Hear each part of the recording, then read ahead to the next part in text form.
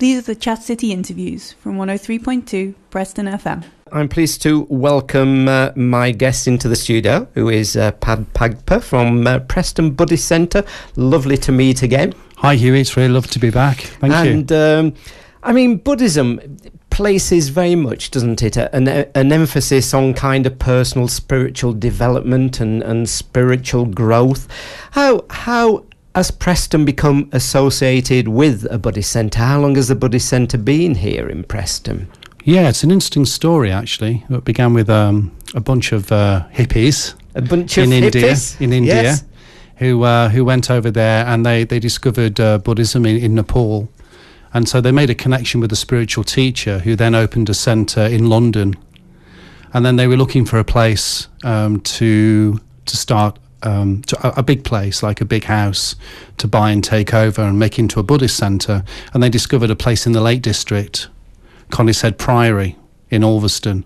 So they took that over and then it's gradually grown from there. So that's our mother's centre. And then the centre in Preston, obviously because Preston's quite close, we were the third centre to be set up. So this was in the late 70s. So it's late 70s, early 80s. Right. So about 81, 82, there was Buddhist meetings here in Preston at down St George's Road at the Friends Meeting House, and it just developed from there. And the one up in the Lake District, is it used very much as a kind of retreat? Because a beautiful part of the country. Yeah, very much so. They've got a lot of weekend retreats there and week retreats, and it's a very beautiful and peaceful place. And I mean, how relevant in 2014 would you say Buddhism is? I mean, we look around the world at the moment and there's some terrible atrocities being caused in countries and to individual human beings. How do you balance that out with the life and the teachings of Buddha in 2014? Yeah, it's interesting that a lot of people say that religion causes wars, but it isn't religion that causes wars. It's people's negative minds, which we call in Buddhism, we call delusions. So anger is obviously a main one. So we can see with ISIS at the moment, they have a great deal of anger and disregard for human life. So it's not the religion, because it's, Islam is a pure religion, and therefore, the practitioners of that, they're very peaceful people who try to help others. So it's a distortion. It's like people's minds get distorted by anger and selfishness, and that's what causes wars. Or attachment, like wanting more power, more land, that kind of thing. And to the individual Buddhist, how do you reconcile the thought of anger? Well, anger itself has no value. It's an inner poison. That's what we say. So when your mind is under the control of anger, you say things you don't really mean. You say hurtful things. You maybe lash out, hurt the people that you love. So and you're not happy. It's like it creates a tremendous conflict in the mind. So anger is a poison that needs to be got rid of. And is it okay, though, I mean, in daily life to be angry? I mean, you as a Buddhist now, I know one of the things is about dealing with anger in life, but is it okay to be angry? Well, we just are. We just are angry, really, without much choice. Yes. So it's not something that we should judge ourselves for, or something that we should judge others about, but it's a constant problem. It's like an inner sickness that we need to cure ourselves of. So just like any other sickness, there's a medicine, and that medicine is patience and love. And we get that through meditation. And I mean, within Buddhism, are there Buddhist ceremonies, and is there a place for pilgrimage for Buddhists? Yes, ceremonies. Yeah, we have things called pujas, which are prayers and meditations combined. So we do those at the centre regularly, and so they're to deepen our positive minds. That's their purpose, and to kind of loosen up and eradicate our negative minds. And yeah, we don't really have pilgrimages. They do in some traditions of Buddhism. Like a lot of people go to India where the Buddha first taught, and there are certain sites associated with him, like where he was born, where he first taught, different places that he taught, and where he passed away. A lot of people go on pilgrimage there. Have you ever been? I've been to India, but when I went to India, I wasn't a Buddhist. I discovered Buddhism in India, but so I never saw any of those places. So you actually did discover Buddhism in India? Yes, I went on a holiday with a friend of mine and started reading a book about Buddhism. And then when I went to Nepal, I saw there were lots of Buddhist temples. Just the whole piece of the religion really impressed me. And the idea that we could get control over our mind and solve our problems that way. It's a wonderful thought. I mean, one of the things I have often thought is that Buddhism just seemed to be associated very much in countries that are often quite poor. So is there lots of work that goes on within the countries, and does Buddhism around the world do, work like other churches or whatever in helping when there's some kind of catastrophe or some natural disaster? Yeah, there are certain traditions of Buddhism. They have like a policy of social engagement. So if there's a problem, people are in poverty or they need help in some way, then they would try to do that. And we do as well. We believe that giving is one of the most important practices that we do. So we try to help others who are suffering or less fortunate. And last time we were together, we were talking about some of the classes, and we'll mention them again, that people can come along to the centre here in Preston. And we were all we live in a very stressful world, don't we? I mean, most people, day-to-day life, they're so busy, they have very little time. How relevant and how important is dealing with stress, do you think? And if you become a Buddhist, do you find it easier to be able to deal with the stresses of life? Yeah, I think so. That's been my own experience, that the more I meditate, then the calmer I feel. And then when things go wrong, you don't react so negatively or so extremely. It's like you've created a buffer in your mind between, yourself and what's happening. And then because you've got that space in your mind, that peace, you can kind of choose your reaction more than if you don't have a buffer, then something happens, there's like a knee-jerk reaction. That's what I used to be like. You say and do things that you think later on, oh, maybe that wasn't so good. But so you give yourself some space in your mind, and when you've got that space, then you can deal with stress. And what about relationships and interpersonal relationships? Again, I mean, are the teachings of Buddhism very strong when it comes to dealing with relationships? I mean, within the Buddhist way of life, do people marry? If a Buddhist marries another Buddhist, I mean, is there a ceremony that they go through?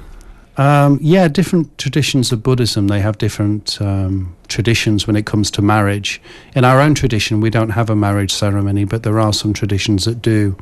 And we're very strong on relationships in the sense that Buddhism teaches you to try and develop love towards everybody. So we try not to regard one person as special, but that wouldn't preclude you from getting married. If you met somebody you felt very attracted to and that you wanted to share your life with, then that's fine. But you try to regard everybody as equally important. You're not just focused on one person and thinking that they're going to make you happy, because that's a kind of recipe for disaster, really. And we touched on that last time, didn't we? How most of us live outside ourselves because we want someone else to make us happy. We want someone else to, we often will blame someone else when things go wrong in our own lives. So is it very, very difficult to really change that way of thinking? It depends how entrenched the other way of thinking is. Yes. I think that the deeper your selfishness, then the more difficult it is to change. But everybody can change. That's the thing. Our mind is very changeable, isn't it? Even during the course of one day, our mind is very up and down. So it's possible to change our mind with persistent effort. So, I'm very optimistic that anybody who really wants to change will be able to. And when it comes to health and well-being, again, I mean, that's an important part, isn't it, of looking after self and being aware of self in many respects. Yeah, it's important because if our health isn't good, then we're not able to take care of others as much as we might otherwise be able to. So I think it's important to have a balanced life. To balance your health with your relationships, with your meditation practice. So Buddhism is all about balance, not going to extremes, but addressing everything in your life that's important and making sure it's right. And as a Buddhist, I mean, are you conscious 24/7 of your way of life? If you know what I mean, that probably sounds a strange thing to say, because we're all in many respects conscious. Or are we 24/7 of how we behave, how we react to things? But are you more in tune to that, would you say? Oh, definitely. There's a large part of my mind that's looking outwards and engaging with the world, but there's another part of my mind that's looking inwards and seeing how I'm reacting to the world, and judging also whether my reactions are positive or negative, and then trying to control my reactions so that I don't cause any harm to others. So that is a big part of Buddhism, the practice of mindfulness. And as a teacher, which you are, aren't you, of Buddhism? Yeah. How deep do you go into the teachings of Buddha with people who come along to the classes? Well, there are different levels of classes, and I think probably compared to a lot of teachers, I am pretty direct. So even from the very beginning, people get very direct teachings about Buddhism, not just teachings about relaxation or meditation, but also more of the philosophy about past and future lives, karma, things like that are important. So, I do try to be quite direct about the teachings. And when people come along, I mean, how, do you kind of see an enlightenment that comes with people when they come along to the classes? Is it something that, you suddenly see a change in someone, or does that take quite some time? I think it takes time, but even from the very beginning, when you first hear the teachings, it's like the penny drops somehow, and you think, there is a different way of life. Maybe my way of life up to now has not been as conducive to happiness as it could be. So then you just take stock, and then you decide to make some changes. But even from the very beginning that people come along, they get a chance to relax in meditation, and they feel better almost straight away. And they also meet a very friendly community. We're a good bunch of people who we like to welcome people into our community. So I think people feel welcomed and cared for. I hope so. That's what we want to achieve. And the meetings at the Corova Cafe, we've got meetings here in the centre of Preston that people can come along to, I think. Is that right? That's right, Huey. Shall I if tell you people would, about please, those? Yes. Okay, that'll be great. Yeah, so we have regular classes on at the Buddhist Centre on Westcliff, 38 Westcliff, on Thursday mornings at 10:30, Thursday evenings at 7:30, and we also have a Friday lunchtime meditation that's free for anyone who wants to come. And we also have a Saturday morning class at the Buddhist Centre.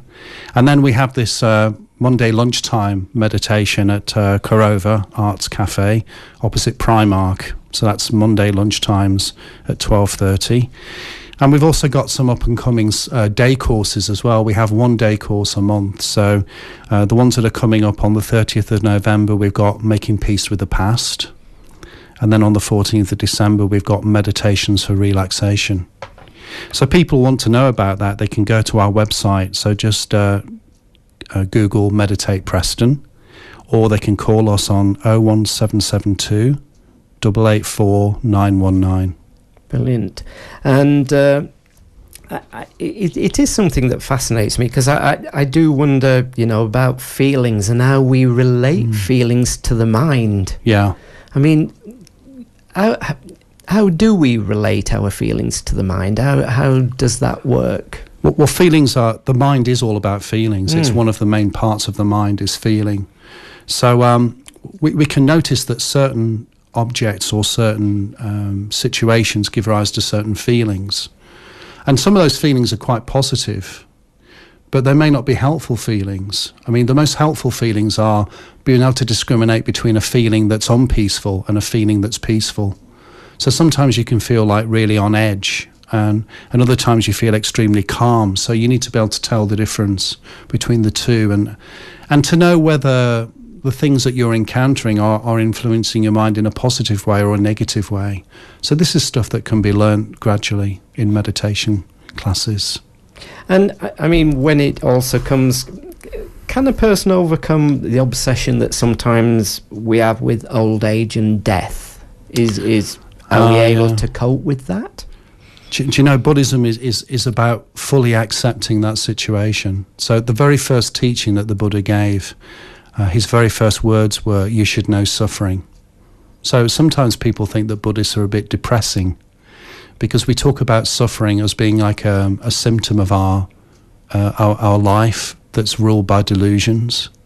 But the thing is, like, Buddha would never have told us that life was suffering if we couldn't do something about it. So sometimes it's good, really, that people come to classes and they feel relieved because we fully acknowledge the sufferings of sickness, aging, death, and all the other problems in life. It's like people think, "Oh, phew, thank goodness, at last somebody's telling me the truth. Somebody's telling me that these problems exist and that there is a way to overcome them." So we are very much about facing up to and acknowledging suffering and doing something about it. I certainly never thought of Buddhists as being depressing. I've always thought of them as being very peaceful, as with yourself. Oh, good. So just tell us the website again where people can go and find out more, if you would, please. Yeah, the actual website is www.meditatinglancs.co.uk. And if there's someone out there listening now, well, hopefully there are people out there listening. I hope so. Right? Yes, so do I. If there are people listening and they've thought, about Buddhism and it's something that, what would you say to them? What should you think about? If you think, is a Buddhist way of life for me? Well, the first thing is that people don't have to be Buddhists and they don't have to become the Buddhist way of life. The motto at our centre is everybody welcome. So these classes are run by Buddhists for people who are not Buddhist. And so if people come along to learn about meditation, they're not being encouraged to become Buddhists even. We're not interested in converting people. We just want to help people to live a happier and more peaceful life where they are now with whatever beliefs they have. So it's their choice. How much they want to take on board is entirely up to them. There's absolutely no pressure. Well, there we are. Nice way to just end the interview there. Been lovely meeting you again. And great to see you again, Huey. I hope to see you again soon. So do I. Thank you for coming in. Thank you. If you have any news or events you'd like to share with Huey and our Chat City team, why not give us an email, chatcity@preston.fm.